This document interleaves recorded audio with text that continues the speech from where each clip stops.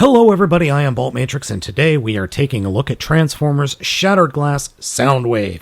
He comes with Laserbeak and Ravage. I gotta say, the artwork is just spot on. It's really nice and does the Shattered Glass Soundwave look very, very well. Hasbro is just nailing it with the box art. The box that the figure is packaged in is quite large. It comes with the same accessories that the Siege figure comes with, or I should say the Walmart exclusive figure comes with, the two barrels, and then the gun, which is just a weird accessory to include. And then there are the tapes. Thankfully, there's nothing on the back and nothing hidden underneath. I do find it interesting that this figure has the plastic zip ties as opposed to the recyclable zip ties, or ties that the newer figures are coming with. The Shattered Glass aesthetic for Soundwave is pretty good here. Thankfully, it looks like I have avoided the yellowing that a lot of folks have been ending up with. I like the look. It's definitely striking, and the bright blues of the figure are a nice contrast to the original dark muted blues. The head sculpt of Soundwave is a nice evolution to his original head sculpt. The bandana works well. Unfortunately, there's not much to the bandana. It's very, very short. That's okay. Seeing the two Soundwaves next to each other is really kind of weird because, quite frankly, white Decepticons really throw me. Megatron is white. Starscream is white. Soundwave is white. It's just odd because in Japan, the color white is the color of death. I don't know, that's just weird. Still, it's striking that comparing the two, they feel like different figures, even though one is just a repaint of the other. I do feel a slightly bit gypped when it comes to Laserbeak in this form. The coloring works well. It comes with the head that the Siege Laserbeak came with, as opposed to the Earthrise Laserbeak. And there's just so much less paint on this Laserbeak. It just loses all, I don't know, just detailing compared to this one. I mean, look at all the paint on this Laserbeak. It's so much nicer. Yeah, I like this original Laserbeak better, but I do like the colors of this new Laserbeak. And then having the two different Ravages is just silly. You could see the Decepticon symbols on this one, and there are no symbols on this one, unfortunately. I would have loved, bright red Decepticon symbols. That would have been nice. Alright, let's get them into, kitty mode. I can't say that either Ravage is good, because they both look like a big Chungus kitty that just doesn't work for the character at all.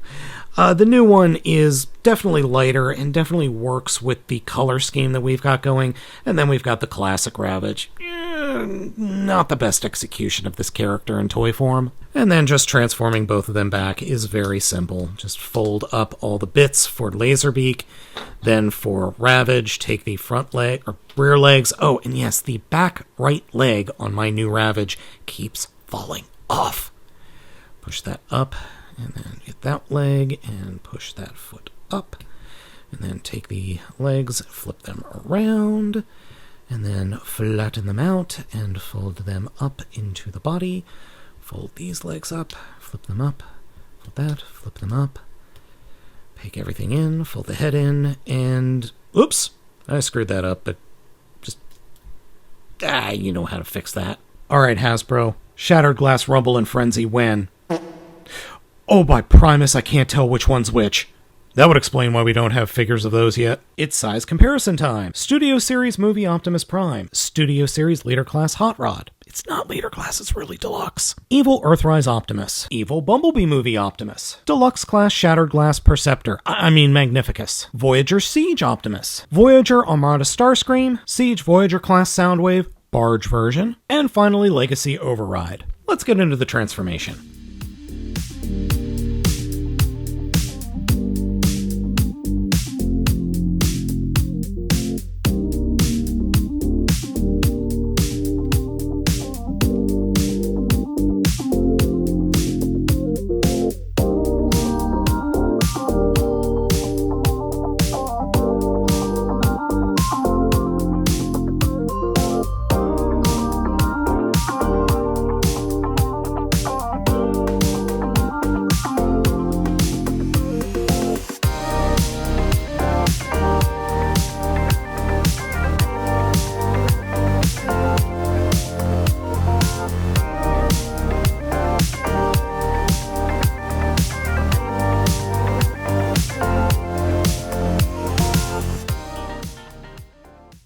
the tape deck mode is pretty darn good. You still have the same flaws that the original mold has, and I found that getting the legs connected was really tough.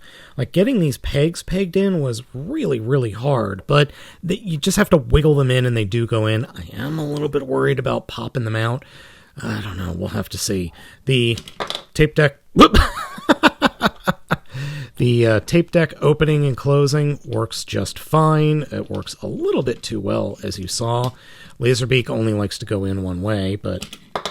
All right, let's put Ravage in there. Let's see if we can't get the kitty in there. There we go. Yeah, it works really well. I mean, it worked really well with Soundwave, the original one, too. I will admit, I like the original one in alt mode a lot better.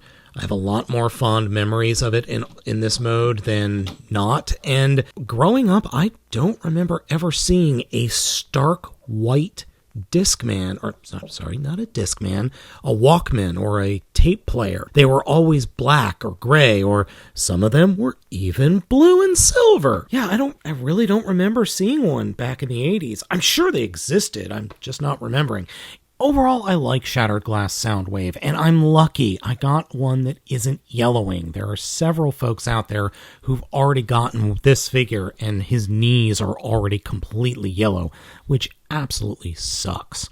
The new head sculpt is quite good, and the overall feel of the figure is good. The only oddity I noticed before transforming him a couple of times are the thigh swivels were very tight, but after a couple transformations, they have loosened up significantly and have now become almost too loose, so just be wary of that. I picked this figure up over at the Hasbro Pulse, and if you want to get it, I suggest going over there to pick it up. Thank you so much for watching this video review. Let me know what you think of this Soundwave down in the comments. As always, I have been Baltmatrix, and I will catch you all next time.